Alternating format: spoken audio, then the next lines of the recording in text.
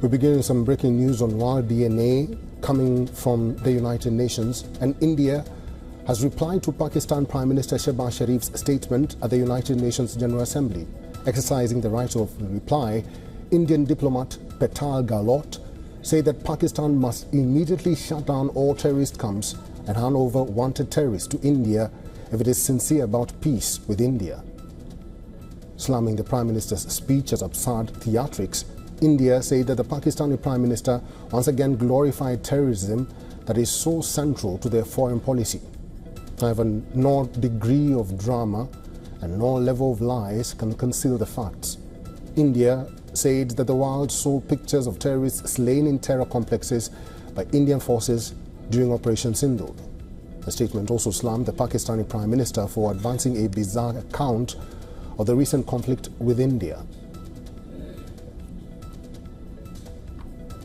A picture speaks 1,000 words, and we saw many pictures of terrorists slain in Bahawalpur and Muridke terror complexes by Indian forces during Operation Sindoor.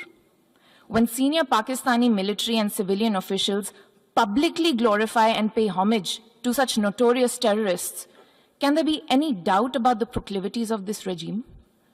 The Prime Minister of Pakistan also advanced a bizarre account of the recent conflict with India. The record on this matter is clear. Till 9th May, Pakistan was threatening more attacks on India. But on 10th May, its military pleaded with us directly for a cessation to the fight. Galot reiterated that India and Pakistan have long agreed that any outstanding issue between them will be addressed bilaterally, adding that there is no room for any third party in that regard. She also said that when terrorism is concerned, India will make no distinction between the terrorists and their sponsors. Let's talk to our Assistant Editor for Foreign Affairs, Siddhant Sibol, who's now joining us on the phone. Siddhant, what more do we know about India's statement at the United Nations? Well, a strong statement by the Indian side. It was expected as well, India's right of reply. And India, point by point, demolished what the Pakistani Prime Minister Shehbaz Sharif said.